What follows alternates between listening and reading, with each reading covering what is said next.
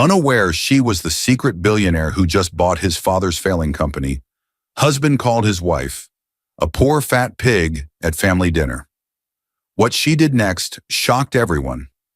He didn't just insult her, he did it at the long dining table in his parents' home, in front of his entire family and another woman, while the plates were still warm. Michael Carter leaned back in his chair, glared at the wife who had followed him through every struggle, and said loud enough for everyone to hear, "You're just a poor fat pig.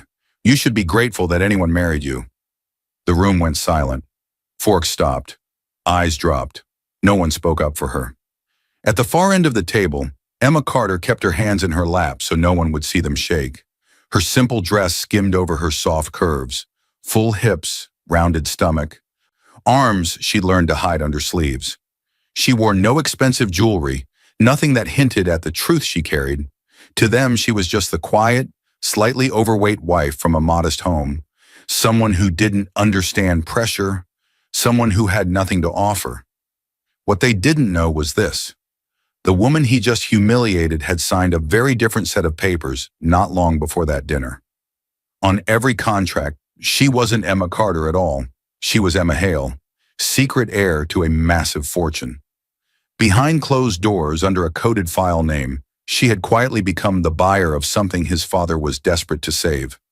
Their failing family company, hidden behind one cold label, Asset 44B. While Michael complained she lived small, had no ambition, and didn't even take care of herself, Emma was the one holding the future of the entire Carter empire in her hands. The night he chose to break her in front of everyone was the night she finally decided to stop protecting him. This isn't just a story about an insult at dinner. It's about what happens when a man laughs at a woman he doesn't really know, while standing on ground she secretly owns. Dear viewers, thank you for being here. If you watch without subscribing, it's like letting Emma's strength be ignored the way they ignored her at that table. When you click that button, you stand with every quiet, soft-hearted soul who was mocked, underestimated, and still chose to rise. Please subscribe now and tell me in the comments where you're watching from.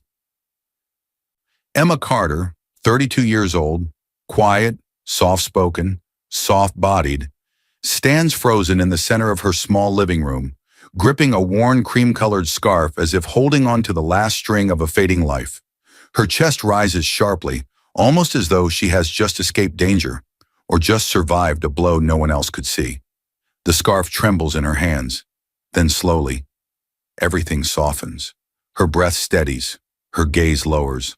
The intensity melts into a calm, practiced quietness, one she has carried for many years, long before she ever married Michael Carter or learned to smile through disappointment. She folds the scarf with deliberate care. This scarf belonged to her mother, Olivia Hale, a woman the world once whispered about in business circles. Olivia was known as the quiet mastermind, a woman who controlled a massive corporate empire with a calmness that intimidated even seasoned CEOs. She raised Emma alone, shaping her daughter with a private, humble kind of strength. Emma folds the scarf again, slower this time.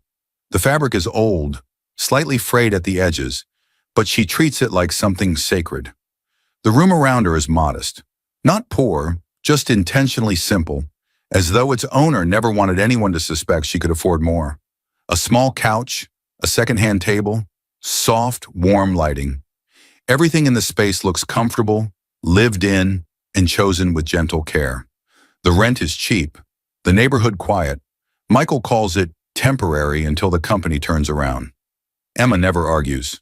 Emma's dress hangs softly over full hips and a rounded stomach. She isn't the kind of woman magazines put on covers. Her body is thicker now than in her early 20s, arms soft beneath the fabric. She has learned to choose clothes that skim instead of cling, not because she hates her body, but because careless comments sink deeper than people think. But the shelf on the far wall tells a different story. On it stands a single-frame photograph. Young Emma, around 8 years old, standing beside her mother, both dressed formally, smiling stiffly as two powerful businessmen shake Olivia's hand. The background is a high-rise conference hall, expensive suits, gold accents, and documents spread across glass tables. A flash of memory flickers in Emma's eyes when she was age 8. She stands behind her mother, watching Olivia sign papers while men in black suits shift uncomfortably. "Your daughter is very observant," one of the executives says. Olivia smiles gently. "She's learning early." Emma doesn't speak, but she remembers that moment. The way her mother's pen moved with certainty, the quiet authority she held, the clear understanding that her mother wasn't just another businesswoman. She owned the room. She also remembers what Olivia told her in the car afterward. "Power isn't for showing off, Emma. It's for protecting what matters." Those words became the foundation of Emma's life. Back in the present, Emma places the scarf on the shelf beneath the photo. Her fingers linger for a moment on the wooden edge, as if grounding herself. Emma inherited her mother's empire the week she turned 19. Not a portion of it, all of it. Billions in assets, shares across dozens of industries.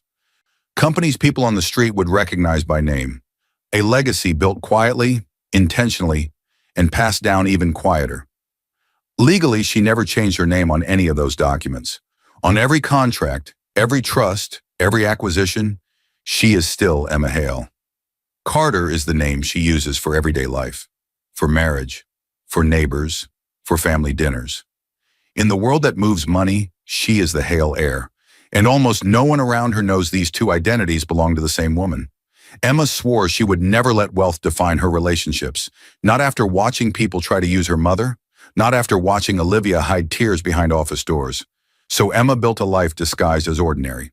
She chose a simple marriage, a simple home, a simple job, a simple appearance. She became the woman no one envied. The woman no one targeted. The woman no one suspected. And for years in that disguise protected her. Until now. The sound of running water stops down the hallway. A bathroom door clicks. A shadow moves past the dim light beneath the doorframe. Her husband, Michael Carter, 35 years old, charming when he wants to be, impatient when he thinks no one notices, steps out into the hallway, towel around his neck. He doesn't know Emma is listening. His voice echoes lightly through the thin walls of their rented townhouse. "I can't stand this," he mutters, annoyed. "Always moving so slow. Always acting clueless." Emma closes her eyes briefly. She has grown used to the subtle disrespect that slips through his tone, the sighs, the impatience, the small remarks he thinks she doesn't hear. He wasn't always like this, but the company's decline over the past year has sharpened him into someone hard and cold. She finishes straightening the living room, moves a small plant closer to the window, wipes a faint speck from the table. Movements of someone who finds control in small, gentle details. When everything is in place, she picks up her bag. She opens the front door, pauses. A strange tightness creeps up her spine, a quiet awareness, a whisper of change, the feeling that something unseen has already shifted behind her, waiting to reveal itself. Emma didn't know why she hesitated, only that the world behind her no longer felt the same. Her hand tightens on the doorknob. Today, something is different. Today is the same day she will sit at his family's long dinner table. Today will be the last day anyone sees her as ordinary. As she steps outside, a muffled notification sound comes from Michael's phone inside the house, followed by a quiet, unfamiliar female laugh from a short voice note before it's silenced. Emma doesn't hear it, but the audience does. Michael Carter stands in the kitchen with his back turned to the door. His shoulders shake, not from stress, but from a quiet laugh he tries to hide. The glow of his phone lights his face, revealing a grin he never shows Emma anymore. Another message flashes on the screen next to a contact saved as JW Accounts. Another smile. He types quickly, eagerly. This was the version of Michael Emma never saw, the version that saved his warmth for someone else. Just then, the front door clicks. Emma enters softly. Michael instantly stiffens. He slides his phone into his pocket like it's something fragile and forbidden. His smile vanishes before he turns around. Emma doesn't catch any of this. She only smells something strange as she walks closer, a sweet perfume she doesn't wear. It clings to his shirt faintly, like a ghost that refuses to leave. She pauses, eyes narrowing for half a second. But Emma's gentle by nature. She doubts her own suspicion before she doubts him. Her voice stays soft. "Long day?" she asks. Michael sighs loudly, overdramatically, as if her presence alone is exhausting. Yeah, stressful. I'm tired, he says, brushing past her to reach the fridge. The shift is subtle, but cutting. Emma feels it. The audience feels it. Michael didn't answer her question. He avoided it. And his tone wasn't just tired, it was dismissive. He grabs a drink, opens it sharply, and leans against the counter with the silent impatience of someone who wishes he were somewhere else. Emma tries again, gently. Is everything okay with your father's company? Michael shrugs, irritated. It's always something, and honestly, you wouldn't understand. You don't really know what pressure feels like. Emma's hands tighten slightly. A tiny sting hits her chest, but she hides it. She has known pressure her entire life, pressure he never imagined. But she chose never to burden him with her truth. To him, she's the woman with a simple job and a simple life, not someone who sits over billions in hidden assets. Michael keeps talking, more to himself now. Sometimes I wish you had more drive, more ambition, something to help the family instead of just being simple. His eyes travel over her body for a second, over the soft curve of her waist, the way her dress rests over her stomach. His mouth twists almost imperceptibly. You don't even try to take care of yourself anymore, he adds under his breath. The words are quiet. The damage is not. He didn't know the woman he mocked had signed contracts that shaped entire markets before she even finished college. Michael's phone buzzes again. He flinches. Emma notices this time. His eyes flick to his pocket, then to her. Her heart sinks, not because she knows what's happening, but because she realizes he doesn't want her to know anything anymore. To break the tension, Emma steps toward the living room. But as she passes the hallway, she hears Michael's voice drop low. He's whispering into his phone. She freezes just beyond the wall. Michael says, "Yeah, she's still the same. So plain. I can't do anything with someone like her. She embarrasses me." Emma's breath stops. Not fully, but enough that she must hold herself upright against the wall. She doesn't hear the name of the person he's talking to. She doesn't hear the soft giggle on the other end. She only catches fragments, painful shards of sentences that pierce more deeply than she expects. Her eyes soften, not with tears, but with a quiet ache. She turns away before he notices she overheard. She doesn't confront him. She never confronts harshness with harshness. She retreats into herself, just as she was taught. Emma believed the man she married was still somewhere inside him, but she was wrong. Michael steps out of the hallway, phone still in his hand. Emma is standing in the living room pretending to read a magazine, her posture calm but her eyes distant. The magazine is upside down. He doesn't even notice. He doesn't notice the change. He doesn't notice her fading hope. He doesn't notice anything about her anymore. He walks right past her without a glance. As Michael disappears into the bedroom, his phone buzzes again, this time louder. A woman's voice message plays briefly before he shuts the door. "Miss you already, Mike." And while Emma questioned her worth, his father's collapsing company was about to pull all their secrets into the light. Richard Carter, 62 years old, Michael's father and the CEO of their family company, slams a stack of financial reports onto his office desk. Papers scatter across the floor. His face is red, sweaty, shaking with a frustration he can no longer hide. He paces back and forth in the dim office, every step heavy with fear. "This is it," Richard growls. "We're finished. The company will sink in weeks at this rate." Michael stands opposite him, his voice rising as panic takes over. He is not calm, not controlled, not anything like a capable partner in crisis. He is shouting, "Then find investors, Dad. Do something. We can't let your father's legacy end like this." Richard points a trembling finger at the glowing document on the screen. "Emergency financial review. Immediate action required." His voice breaks. "I've already done everything I can. We're drowning in debt. The banks are done with us, and the last investor walked after seeing the numbers." The tension hangs thick and suffocating. Emma knew corporate collapse better than anyone in that office. She had witnessed one at the age of 13 and watched her mother rebuild an empire stronger than before. But Emma isn't here now, and even if she were, Michael and Richard would never imagine she could help. Not her, the simple wife with the soft body and quiet life, and Emma herself would never offer. Not after the words Michael whispered behind walls. The scene slows. The energy softens into deeper reflection. Richard sinks into his chair, rubbing his temples. His voice lowers into a defeated whisper. We need a miracle, or a buyer. Someone with deep pockets. Someone willing to take on a dying company. Michael's eyes narrow, filled with bitterness. Well, we don't know anyone like that. The irony is sharp.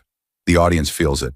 Emma, in her small living room, is unaware of just how close her hidden world is to her husband's failing one. Michael continues pacing. He's agitated, sweating, breathing fast, like a man who feels his entire life slipping away. She doesn't even help, he mutters under his breath. Emma has no ambition, no drive. I married someone who can't even lift a finger for this family. Richard doesn't answer. He is too focused on the collapsing numbers in front of him. If Richard knew the truth, he would fall to his knees. Emma had the power to buy not one company, but 10. Richard stands again and faces Michael. If only someone, anyone, would buy us out, he says quietly. Even if it meant giving up control, at least the company would survive under a stronger owner. Michael's jaw clenches. His frustration boils.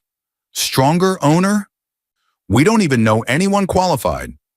Richard sighs with exhaustion. Then pray one exists. The camera cuts to a different location. Several days earlier, Emma sits at her small desk with her laptop open. She is doing her nightly routine, reviewing the list of acquisitions her legal team screened for her investment portfolio. She takes this seriously, even in her simple life. A video call is open on her screen. Ms. Green, Emma's family lawyer, an older woman with sharp glasses and a calm voice, explains the files. This next one, Emma, is labeled Asset 44B, she says. It's a struggling company. We recommend purchasing it before it collapses entirely. The price is favorable, and anonymity will remain intact. Our checks show no conflict with your existing holdings. Emma nods softly, pen tapping the desk. Sector, she asks. Manufacturing and logistics, Ms. Green replies. Old family-run structure, good contracts, poor recent management. The kind of company your mother used to turn around in her sleep. On Emma's screen, there are only charts, ratios, and coded identifiers. No brand names, no familiar logos. The full legal name, Carter Industries, appears only on Ms. Green's internal documents, never on Emma's mass summary. Emma signs the document with a quiet certainty. Go ahead, she says. Approve the acquisition. To everyone in the legal chain, she is Emma Hale, acting through a holding company. To the system, Carter is just another surname in a long list. No reason to link it to her husband. Emma does not know she just bought her husband's family company. As Emma closes the laptop, the screen flickers briefly, showing the company's full name for just a split second before shutting down. Emma doesn't see it, but the audience does. Carter Industries. By the time she learned the truth, the papers would already be signed and the date of takeover set in stone. Emma's laptop screen flashes to life, filling her dim living room with a cold blue glow. The encrypted video call buzzes loudly, almost violently, before stabilizing. On the screen appears Miss Green, her longtime family lawyer. Ms. Green is a woman in her late 50s, silver hair pinned tight, thin glasses framing sharp eyes trained to see through any contract or lie. She has been the guardian of Emma's inheritance since the day her mother died. Her voice enters with urgency. Emma, we need to review these documents tonight. The market window is closing fast on several flagged assets. She speaks fast, too fast. Emma feels the pressure instantly. She straightens in her seat, heart beating a little quicker, not with fear, but with the deep seriousness her mother taught her to carry when handling business. On the coffee table sits a tall stack of folders, each one marked with code numbers instead of names. No logos on the front pages, no company titles where Emma can see them. Just numbers, 44A, 44B, 45C, 51F, a security measure designed by her mother's lawyers decades ago. This system kept Emma's identity hidden from every company she owned or invested in. It also kept her distant from the emotional pull of familiar brands or family names. Everything she sees is filtered. Performance, risk, return. Nothing personal. It was the rule Olivia had insisted on. Power is safest when no one knows where it sits. The scene slows into deeper reflection. Emma takes a quiet breath, brushing her fingers over the edges of the folders. She has done this routine many times. Reading files, signing approvals, trusting Ms. Green's team to do the deep digging. In all these years, her anonymity has never once been breached, and her personal life has never overlapped with her portfolio. Ms. Green flips through her own copy of documents. "This next acquisition is important," she says, tapping a page. "Asset 44B. It's a failing company, but it has strong structural value. Our research shows it could return to profit with the right owner. The current family leadership is sentimental and attached to the past, but there's a backbone worth saving." Emma nods lightly. She has no reason to doubt them. Ms. Green continues, voice lower. "There is one more thing. This company seems to have sentimental value to someone. It's old, family-run, and has roots stretching back over 3 generations. The current executives will receive formal notification after closing. As usual, your holding company will appear as the buyer. Your personal identity won't." Emma tilts her head. "Sentimental value?" "Yes," Ms. Green replies, "but details are sealed behind confidentiality clauses. We followed the usual protocol. All documents show your birth name only on our internal side, never on theirs. To them, it's just a distant, faceless investor." Emma has lived long enough inside this system to understand it. She trusts it. She trusts Ms. Green. She trusts the layers of anonymity built to protect her from exploitation, manipulation, and the kind of greed that once circled her mother. She lifts her pen. Before signing, she hesitates, not out of doubt, but from the faint pressure in her chest she felt earlier that day. That strange sensation, that quiet warning she couldn't understand. This was the same sensation she had felt before major shifts in her life. A whisper of change her mother once called the Hale intuition. Emma pushes the feeling aside. She signs Asset 44B with one elegant stroke, then signs 44A, then 45C, then the rest, each one processed with calm professionalism. It is only after she finishes that she gently leans back, letting her hand rest on her lap. Ms. Green gives a formal nod. That completes this round of acquisitions. The 44B takeover will be finalized on the scheduled date. Your anonymity remains airtight. No one in that company will see the name Emma Hale, and certainly not Emma Carter. Emma's voice is soft. "I trust your judgment." Ms. Green closes the file. "That is what your mother said as well." Those words land with weight. Emma looks across her living room. On the shelf sits the worn scarf, the childhood photo, the traces of a past she keeps hidden under layers of simplicity and round, gentle features people assume mean weakness. Emma, age 19, stands in a polished boardroom wearing a black dress much too formal for her age. Her mother's will lies open on the table. Lawyers stare at her with serious eyes. One says softly, "You inherit everything." Emma remembers gripping the chair so tightly that her knuckles turned white. Her mother had prepared her, but nothing prepares a 19-year-old for billions in responsibility. She had whispered, "I don't want people to treat me differently." Ms. Green had nodded. "Then we will make you invisible, everything in your birth name, no link to whatever name you take if you marry." Back in the present, the video call ends. Silence fills the room.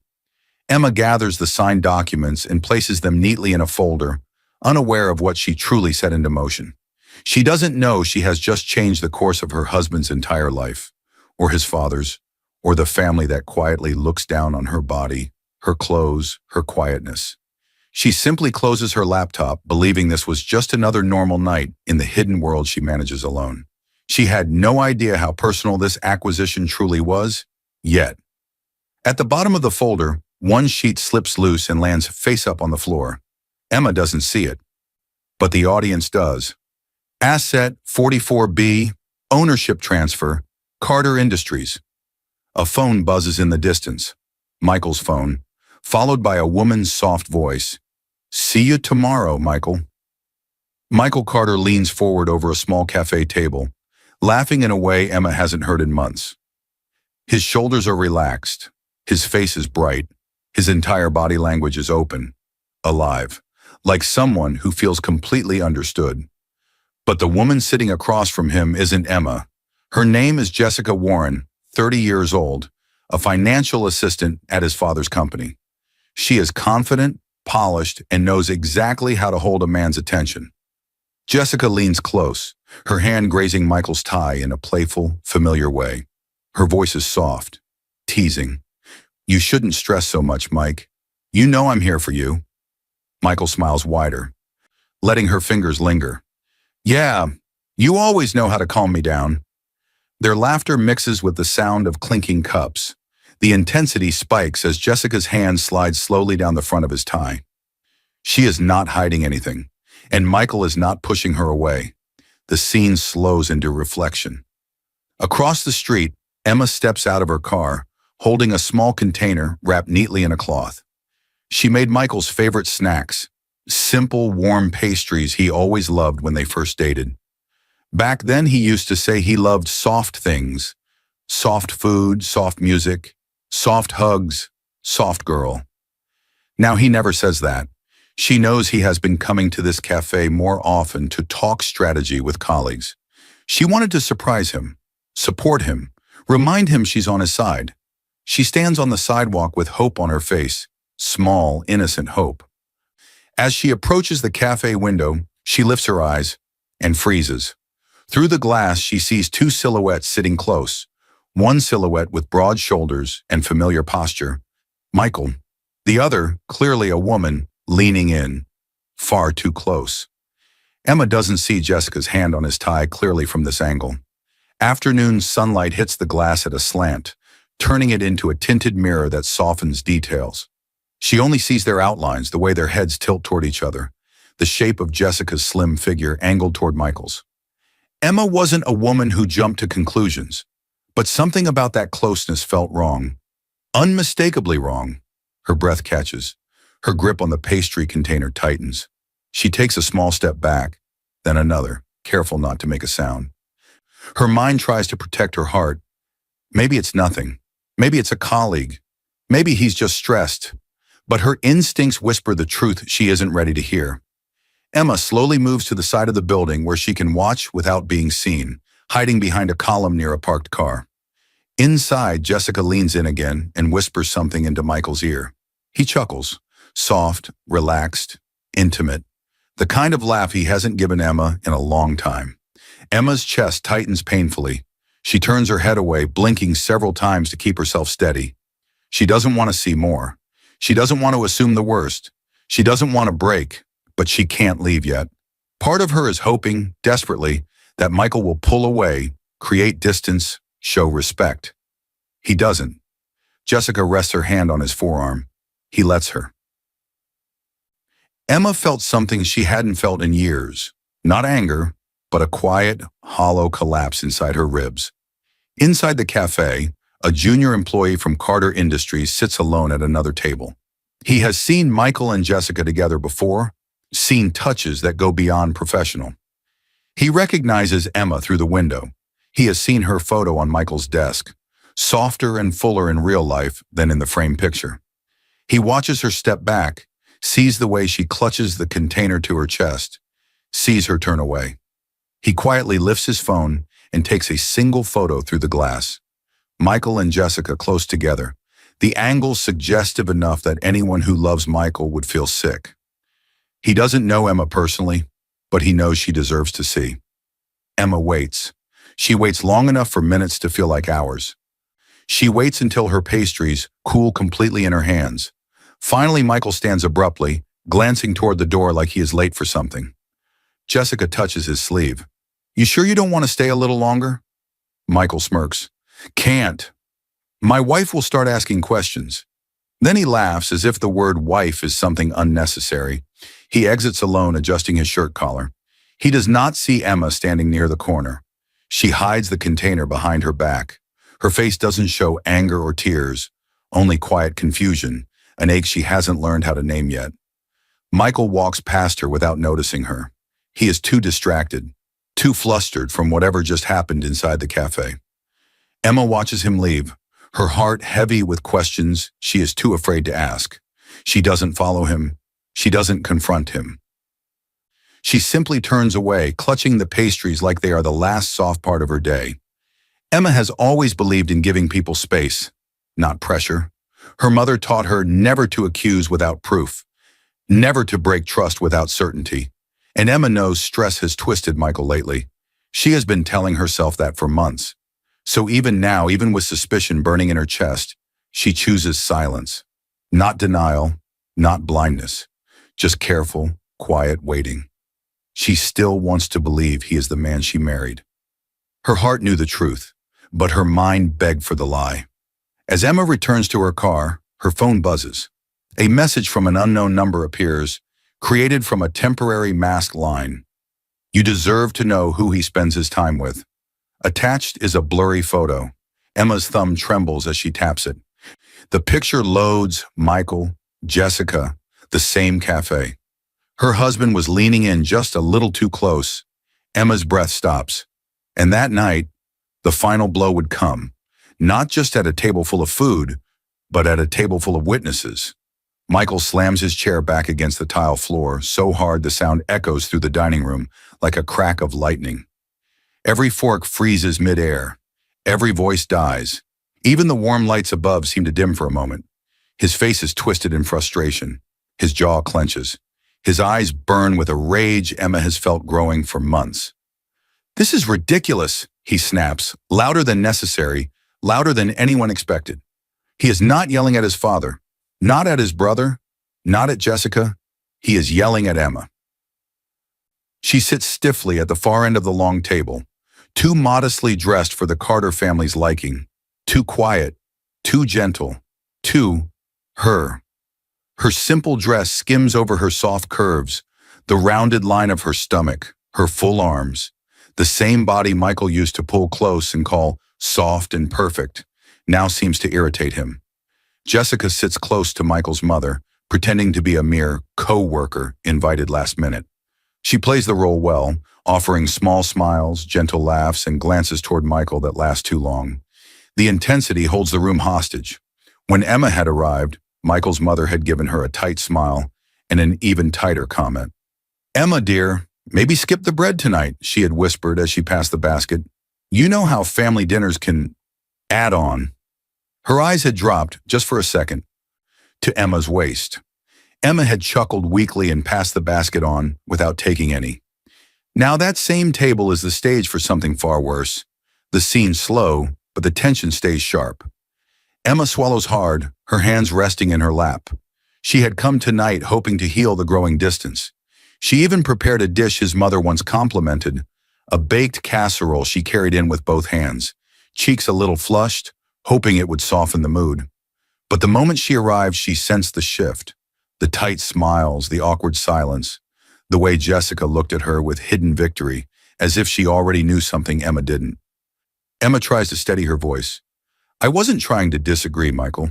I only asked if—" Michael cuts her off with a scoff. "Emma, there you go again. Talking about things you don't understand." Jessica hides a smirk behind her glass. Michael's father clears his throat, trying to steer the conversation away. But Michael isn't finished. There's alcohol in his system, stress in his veins, and a cruel comfort in having his family, and Jessica, as an audience. Emma lowers her gaze. She wants peace, not a fight. But tonight, peace will not come. Michael pushes his plate away and leans back with arrogance dripping from every word. "Honestly, Emma, why don't you just stop talking? You never say anything useful anyway." The room goes deathly silent. Emma's breath stutters, but she doesn't respond. She has been spoken down to before. She has hidden hurt before. She has swallowed pain quietly before. But this time, Michael doesn't stop. His voice rises, ugly and uncontrolled. "You're just a poor fat pig. You should be grateful anyone married you." The words explode through the room. Every face shifts. Shock, discomfort, forced indifference. Michael's mother looks away, eyes glistening but lips sealed. His father stiffens but says nothing, jaw tight with embarrassment. For the scene, not for his son. His brother clears his throat as if he didn't hear it. Jessica looks straight at Emma and smiles. They all saw, they all heard, and they all chose silence because the man who said it was the one they depended on, or thought they did. Emma sits frozen. Her heart slams against her ribs once, hard enough to feel like a bruise forming inside her chest. The food on her plate blurs, her fingers tremble, and then her mind drags her back. Young Emma stands alone in a private school hallway. 3 girls surround her. Why are you so quiet? Say something. Look at her, she's weird, and she's getting chubby. Emma tries to disappear into the wall. That night, her mother kneels beside her and wipes her tears. Emma, Olivia whispers, a gentle heart is not a weak one. Your softness, inside and out, is not something to be ashamed of. One day they'll learn that. Those words wrap themselves around Emma like armor. Back in the present, her hands stop shaking. Her eyes lift, not angry, not tearful, but steady in a way that unsettles the entire table. Michael rolls his eyes and reaches for his drink, pretending he didn't just crush the spirit of the woman he vowed to love. He thinks it will blow over like all the other small humiliations. But Emma sees everything now. She sees the truth she kept hoping wasn't real. She sees the cowardice in his family's silence. She sees the pride in Jessica's smirk. She sees clearly for the first time in a long time. Something inside Emma did not break. It awakened. Emma rises from her chair with a slowness that stops even Michael's arrogance for a second. Every eye follows her. She looks around the table, then finally at her husband. Her voice is calm, too calm. Thank you, she whispers. Thank you for showing me who you really are. A ripple of unease passes through the room. Emma turns. Her chair remains pushed back, her untouched plate still warm, her dignity intact in a room full of people who tried to strip it away. As Emma steps toward the door, Jessica leans toward Michael and whispers, barely audible, now she knows. Michael's eyes widen, because deep down, he realizes, tonight, he went too far. And once a gentle heart finally learns the truth, it becomes quiet in ways the world should fear.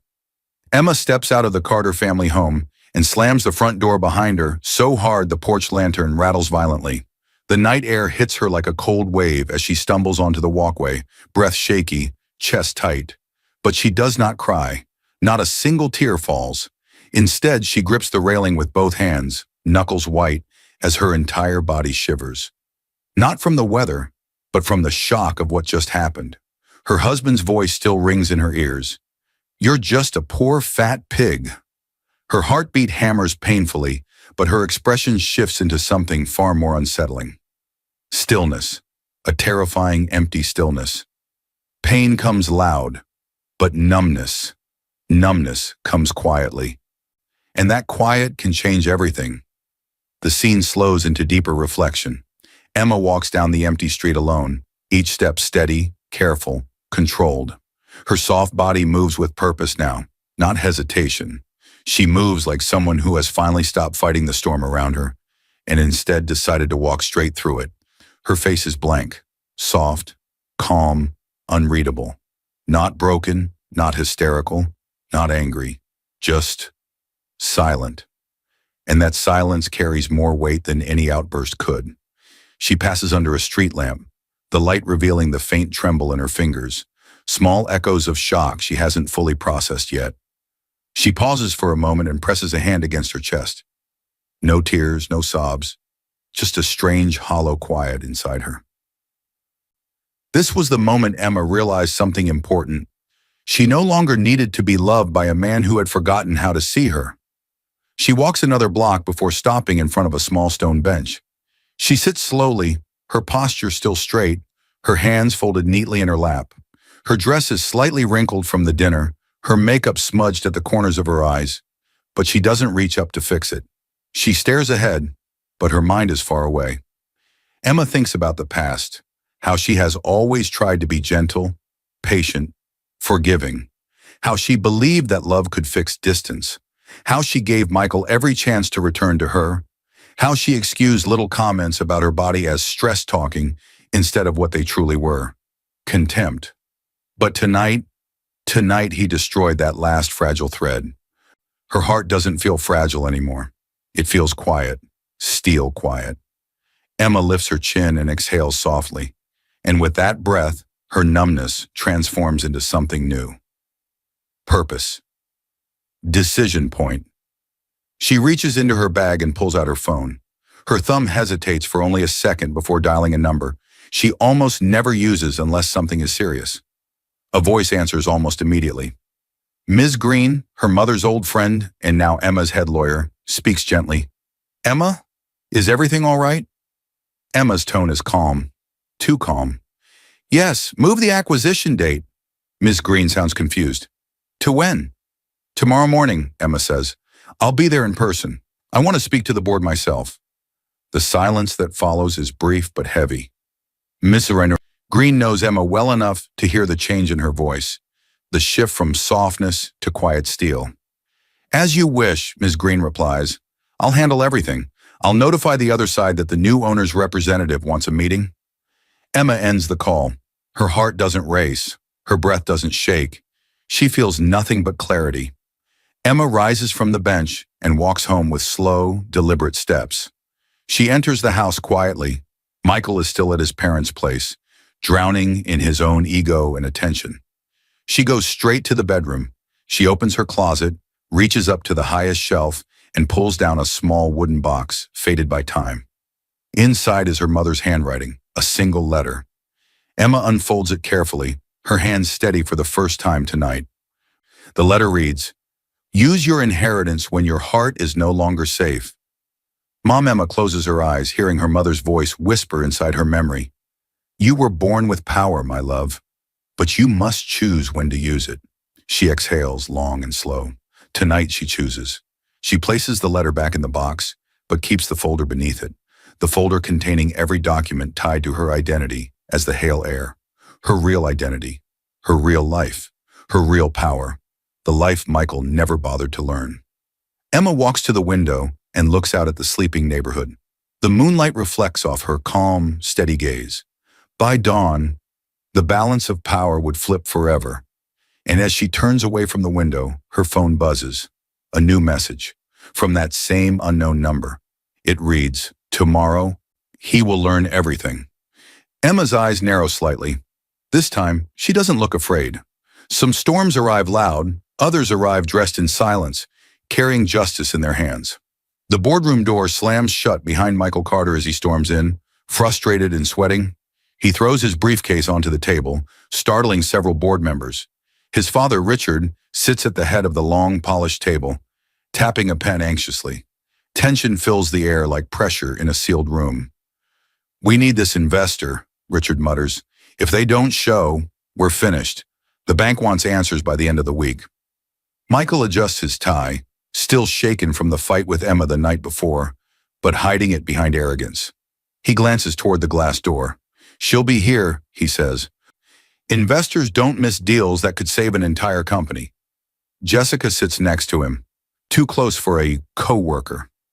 Her hand hovers near his arm, then lands lightly on his shoulder, a gesture she pretends is supportive, but everyone else finds inappropriate. Board members exchange nervous looks. They've heard rumors. They've seen the messages Michael carelessly left open on his office computer. None of them had any idea that the person walking through that door would change all of their lives. Michael checks his watch, impatience growing. Richard wipes sweat from his forehead.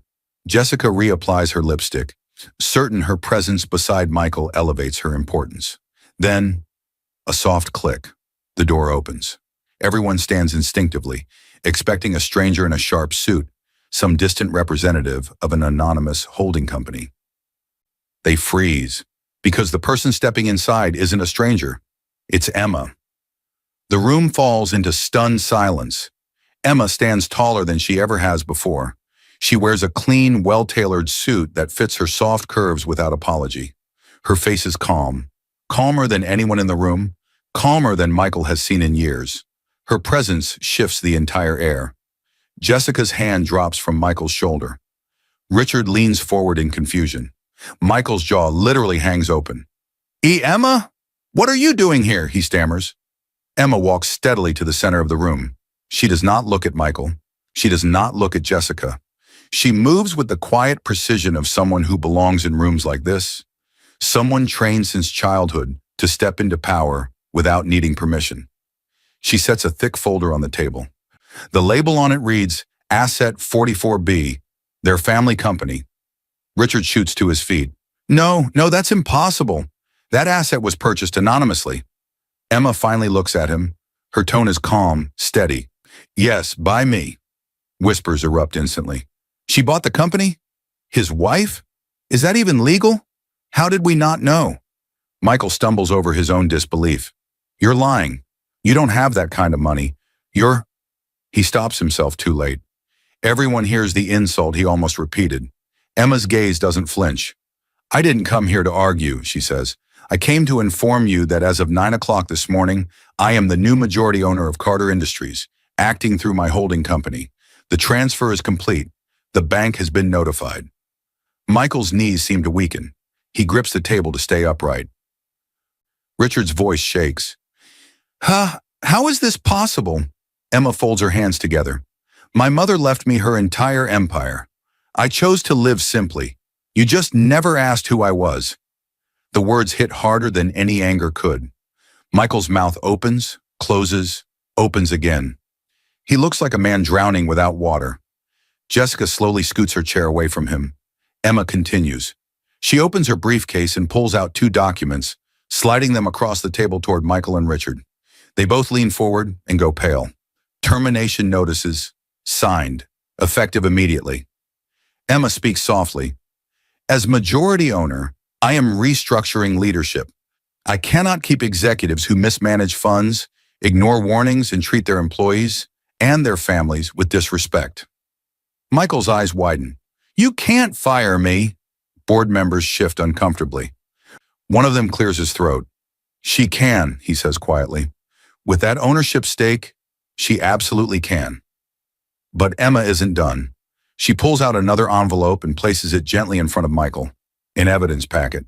Inside, photos of him with Jessica, screenshots of messages, records of company funds used for dinners, gifts, hotel rooms, all marked, all printed, all sourced from internal audits Emma ordered the moment she moved the acquisition date. Every sin laid bare. Jessica's face drains of color. She slowly removes her hand completely from Michael's arm, distancing herself inch by inch. Michael collapses back in his chair, trembling. Emma, please, I can explain. But Emma doesn't respond. Her silence is colder than anger, sharper than betrayal, more powerful than revenge. The entire boardroom watches in awe. This gentle, plus-size woman standing like a quiet storm, turning the room upside down with nothing but truth and signed documents. Extreme cliffhanger ending. Emma gathers her documents and steps back from the table. I have one final announcement, she says, her eyes locked on Michael. Everyone holds their breath. She opens a folder labeled Dissolution of Marriage, Petition. Michael's face collapses. But the courtroom would not be the end, only the beginning of his downfall. Michael Carter bursts out of the corporate building like a man running from a burning house. His hair is messy, his shirt untucked, his briefcase hanging from one hand like he no longer knows what to do with it. He stumbles down the steps, shouting Emma's name with desperation that cracks his voice. Emma! Emma! But Emma is already walking toward the black car waiting for her at the curb. Ms. Green stands nearby, speaking quietly with the driver. Emma does not turn around. She does not slow down. She moves with a quiet, unstoppable purpose. Michael runs after her, almost tripping over his own feet. Emma, wait, please! Board members stand at the glass windows above, watching the scene unfold. Some whisper, some pity him. Others shake their heads, finally seeing the truth behind the man they once defended. Emma reaches the car door, hand on the handle. Michael reaches her just in time, not close enough to touch, but close enough to plead. I'm sorry, I swear I can fix this. The driver opens the door for her. She steps inside without looking at Michael once. The door closes. The car pulls away. Michael falls to his knees on the pavement. The scene slows into raw reflection. Inside the car, Emma sits still, her hands folded neatly in her lap.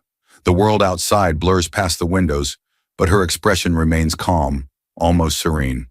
Silence again, not numbness this time, but release.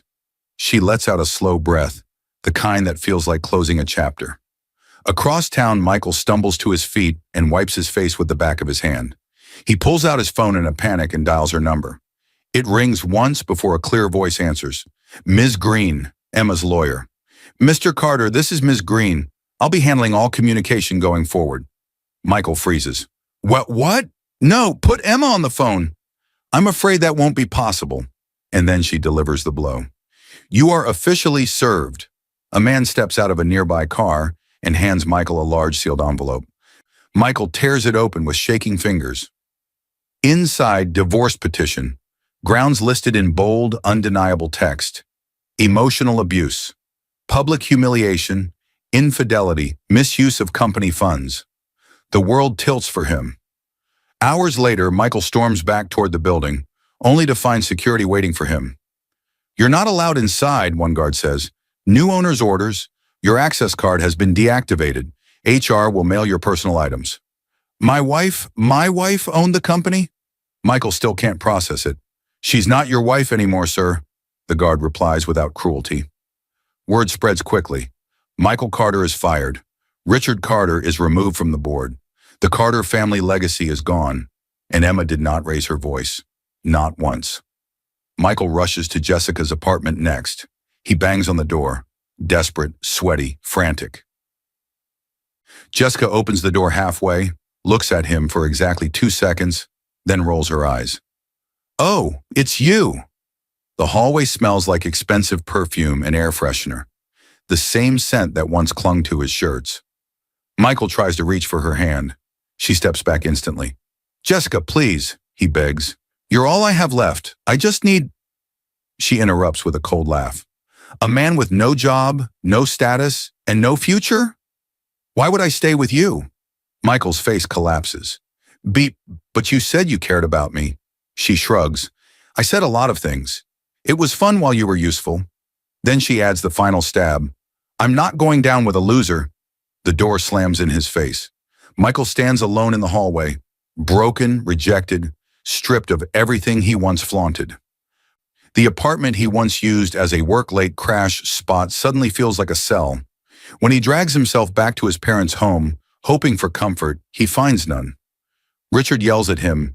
His mother cries. His brother shakes his head in disappointment. This is all your fault, Richard shouts.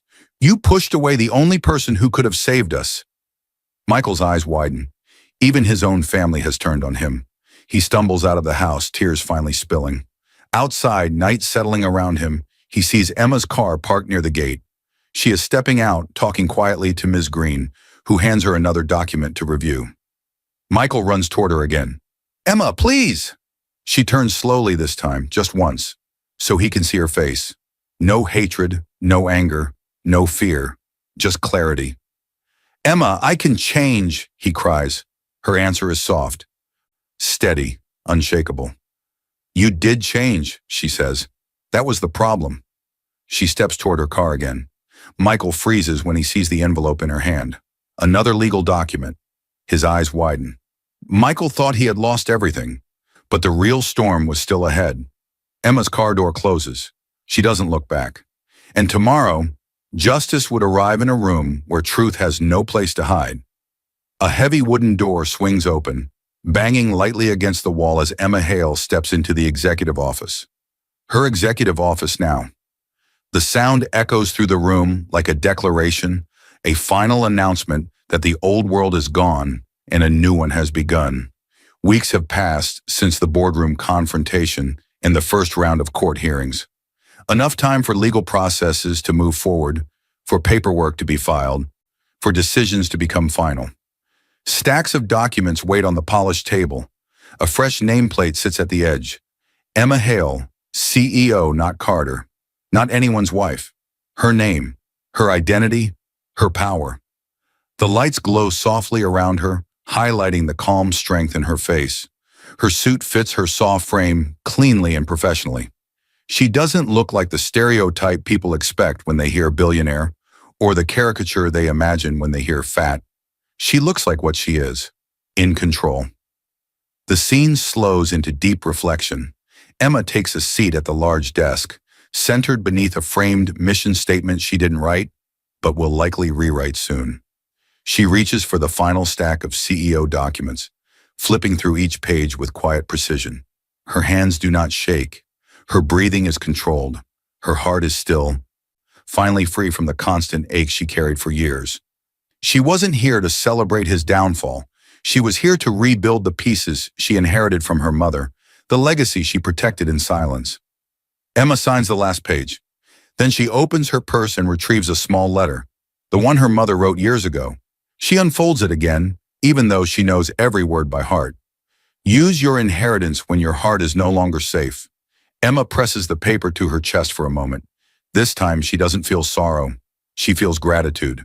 Her mother prepared her for this, prepared her to walk away from disrespect without needing revenge, prepared her to stand tall without raising her voice, prepared her to live in the body she has, with the power she carries, without apologizing for either. She slides the letter back into the purse and closes it gently. Across town, Michael faces the aftermath. The divorce decree arrived days ago. Spousal privileges removed. Claim to the company, none. Claim to her wealth, none. Claim to her life, gone. Board members avoid him. Neighbors close their blinds. Jessica has blocked his number. His parents speak to him only when necessary, their voices brittle and tired. He sits alone in his tiny apartment, the same place he once used as an affair hideout, staring at the legal notice Emma's lawyer delivered. He is left with debts, a damaged reputation, and the echo of his own words. "You're just a poor fat pig." She didn't destroy him out of anger. She simply removed herself from a place she was never respected, and the structure that depended on her broke under its own weight. Back at the office, Emma stands, smoothing the front of her blazer. Her calm expression does not falter. She takes her simple purse, the same one everyone ignored for years, and walks toward the door. Her heels click softly against the floor, a steady rhythm that fills the empty hallway with quiet power. When she reaches the main lobby, employees pause mid-conversation. Heads turn, eyes widen. "That's the new owner?" She's so calm. "I thought she was just his quiet wife." "She saved the company? She bought everything?" Whispers spread like rising wind. Emma gives no speech, no grand announcement, no dramatic stare-down. She simply walks through the large glass doors, her posture straight, her heart steady, her future wide open. As she steps outside, her purse swings slightly and opens just enough for the audience to see inside. A photo of her mother, smiling warmly. A folded divorce decree, final and irreversible. These two objects represent everything she overcame and everything she reclaimed. The quiet ones are rarely weak. They simply wait for the right moment to show their strength. Emma walks into the sunlight, no longer hiding, no longer underestimated, no longer afraid. The doors close behind her with a soft thud. Fade out. And somewhere behind those closing doors, a man realized too late that he had never known the woman he lost. The end.